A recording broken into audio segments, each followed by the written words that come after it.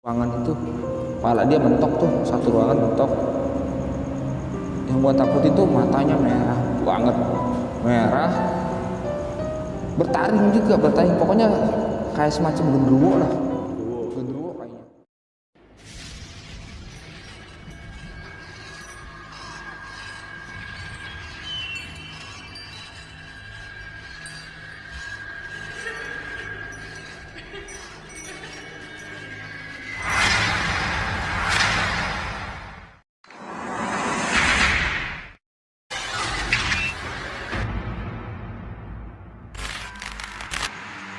Assalamualaikum warahmatullahi wabarakatuh. Jumpa lagi bersama gue Ridwan di Ceris Cerita Mistis. Kali ini kita lagi ada di segmen Cerita Mistis dan gue akan mendatangkan salah seorang narasumber. Jadi dia ini konten kreator yang live di Bigo ya. Dia main di Bigo. Dan dia punya pengalaman mistisnya sampai akhirnya dia memutuskan untuk berhenti live streaming di channel Bigonya. Udah, tapi sebelum lanjut ke cerita, gua mau informasiin lagi nih buat teman-teman yang belum subscribe. Silakan ditekan tombol subscribe-nya. Dan jangan lupa nyalakan lonceng notifikasinya agar kami lebih bersemangat lagi dalam menyajikan konten-konten mistis terbaru di channel ini. Yaudah, tanpa berlama-lama lagi, langsung aja kita masuk ke ceritanya. Pri, jadi pengalaman apa nih yang lu mau bagiin ke kita nih? Ya, pengalaman yang bakal gue bagiin ke lu, ke semua teman-teman ya, tentang gue penelusuran mistis.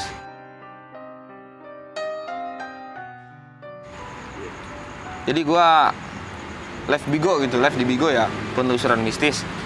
Kan kebanyakan biasanya di Bigo tuh live cewek-cewek seksi ya. Nah, kalau gue pengen bikin sesuatu yang beda.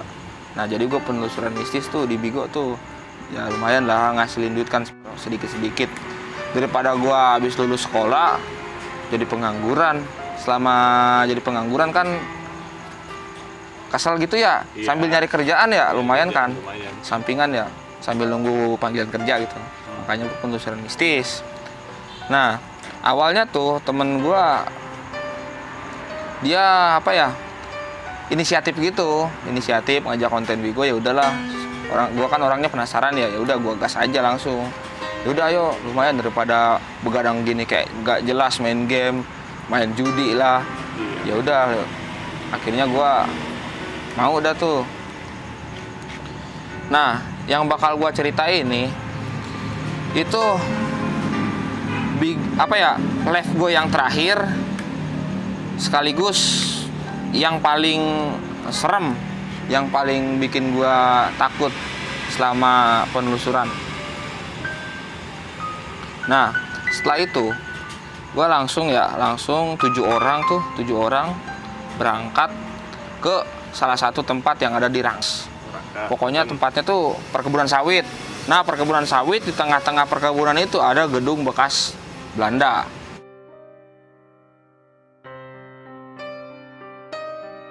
Yang belakang itu kuburan keramat, kayak tempat pesugihan gitu.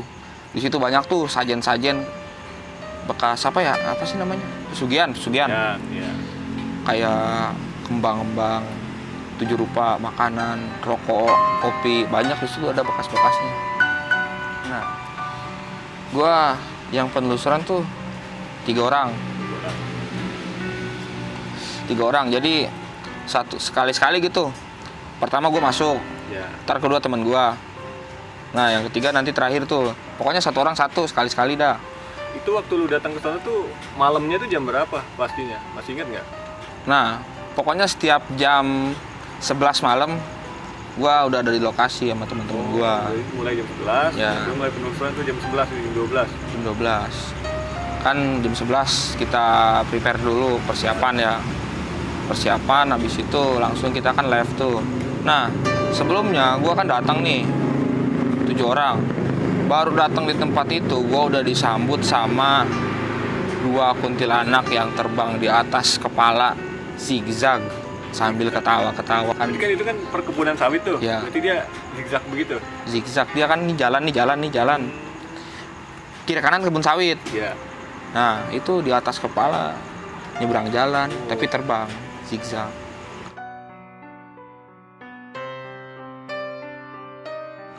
Gila Tapi nggak tuh? semuanya itu ngelihat. Dari Semuanya 7 orang ngelihat. itu semua ngelihat. Semua ngelihat. Semua ngelihat. Nah, pokoknya ya kan kalau yang begitu mah nggak terlalu serem ya. Ya, udah biasa mungkin. Udah biasa kan. Pas tiba di lokasi itu langsung kita prepare persiapan ini itu. Nah, pas sambil live gua biar kagak terlalu ngerasain yang namanya takut ya. Walaupun kita berani, pasti ada aja rasa takut. Pasti ada. Pasti ya. ada. Manusiawi lah. Manusiawi, pasti ada. Nah, biar ngindarin rasa itu, gua sambil nyetel musik DJ. Musik DJ kan tuh. Biar nggak terlalu takut. Gue masuk nih. Giliran pertama kan gue dapat tuh. Giliran pertama gue dapat masuk. Selama penelusuran itu hampir setengah jam gue belum dapat apa-apa. Ya paling suara-suara doang ya. Suaranya kayak suara apa tuh? Jadi Ya suara jalan, suara orang ngelempar, suara ketawa-ketawa, nangis, banyak. gangguan ringan lah ya. Ya gangguan-gangguan ringan doang. Habis setengah jam, pokoknya sekitar gua lab tuh kan di Bigo ada waktu ya, ada. Maksimal durasinya berapa sih tuh di video?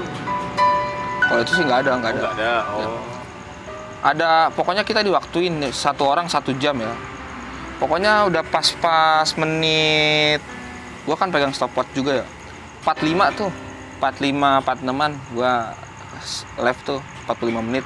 Gua akhirnya nemu hantu yang paling gua takutin di situ. Gua masuk ke dalam ruangan, pokoknya lorong tuh gede banget, tinggi, ruangannya terbuka gitu kayak Berarti arsitektur Belanda gitu ya. Kayak apaan ya, kayak tempat rapat gitulah.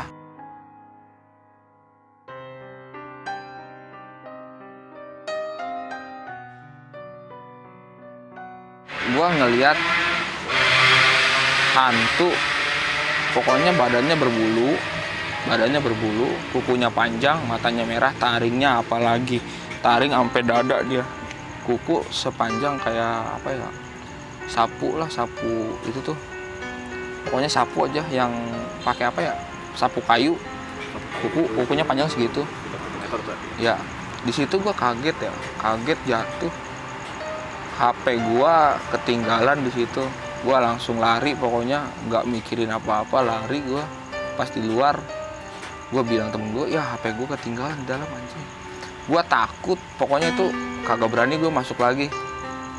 Ya saking kagetnya ya, orang dia tinggi banget, pokoknya tinggi hampir satu ruangan itu. Kepala dia mentok tuh, satu ruangan mentok. Yang gua takutin tuh matanya merah banget, bertaring, pokoknya kayak semacam genderuwo lah. Genderuwo kayaknya. Tapi genderuwonya itu tinggi banget. Bisa dibayangkan lah kayak apaan dia.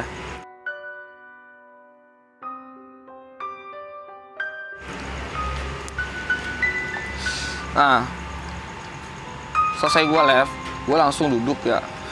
Akhirnya giliran temen gue tuh, yang kedua tuh, kan kita ada 3 orang. Yang kedua masuk, dia kagak nemuin apa-apa. Giliran yang ketiga masuk pas jam 3 pagi ya, temen gue masuk, dia nemuin lagi sosok yang sama kayak yang gue temuin. Tapi tinggi sama, di tempat yang sama juga. Kayaknya dia apa ya, kayak raja di situ, kayak pemimpin di situ, yang berkuasa lah. Nah, temen gue pun ya ketakutan juga sama, lari cabut langsung keluar.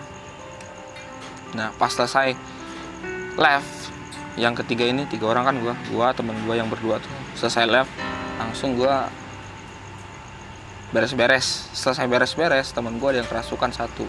Dia pertamanya tuh awalnya dia lari kayak ngejar sesuatu.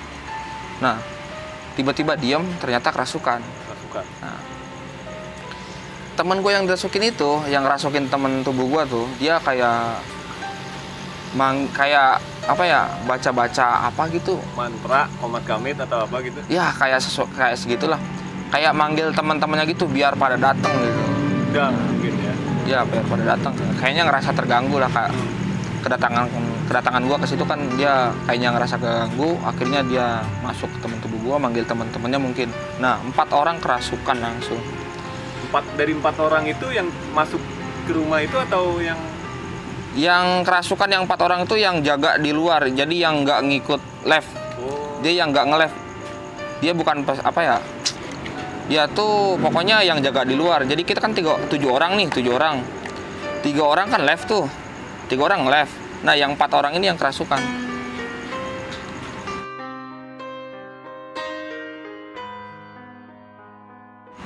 Yang 4 orang ini kerasukan dia. Nah setelah itu pokoknya teman gue juga sampai ada yang kakinya bengkak gitu, yang kerasukan kakinya bengkak, gede banget bengkaknya, sampai hijau. Habis itu gue langsung, habis temen gue pada sadar, kan temen gue ada yang bisa nyadarin ya yang kerasukan itu. Temen gue sadar, langsung gue beres-beres, langsung cabut dari tempat itu. Gue nggak ngelanjutin live-nya lagi karena ya takut terjadi apa-apa. Awal tadinya tuh gue mau pindah tempat, tapi ngelihat kondisi temen gue yang udah capek karena kerasukan, ya udah makanya gue balik cabut, takutnya kenapa temen gue kan gak mau ngambil resiko. Ya udah akhirnya gue balik, langsung beres-beres balik. Nah setelah itu gue nggak nge-live lagi karena tragedi itu ya, takutnya terjadi hal yang nggak diinginkan. Ya udah makanya gue putusin buat kagak nge-live lagi. Ya udah paling segitu doang. Berarti sih itu benar-benar vakum dari dunia. Udah sampai ya nggak ada dilanjutin lagi, udah nggak ada lanjutin lagi. Awalnya sih mau bikin YouTube juga tentang ya kayak begituan ya, karena tragedi itu udah gue berhenti. Akhirnya gue nyari kerja aja yang normal lah. Ya udah akhirnya gue dapat kerjaan security, ya udah gue jalanin sampai sekarang. Udah kayak gitu. Makasih nih Fri udah berbagi cerita ke gue dan ke teman-teman semua. Mudah-mudahan bisa jadi pelajaran buat teman-teman semua yang mau bikin konten live streaming atau apa, itu selalu utamakan keamanan dan keselamatan. Dan segitu aja cerita mistis di episode pertama kali ini. Dan buat teman-teman yang belum subscribe, silakan ditekan tombol subscribe-nya dan jangan lupa nyalakan lonceng notifikasinya agar teman-teman tidak ketinggalan konten-konten terbaru di channel kami. Terima kasih buat teman-teman yang udah mendukung channel kami sampai sejauh ini. Dan buat teman-teman juga nih yang punya pengalaman mistis atau mau jadi narasumber, bisa langsung hubungi gue di DM Instagram yang udah gue taruh di linknya di deskripsi ya. Oke, terima kasih udah mengikuti cerita kami sampai selesai. Sampai jumpa lagi di Cerita Mistis.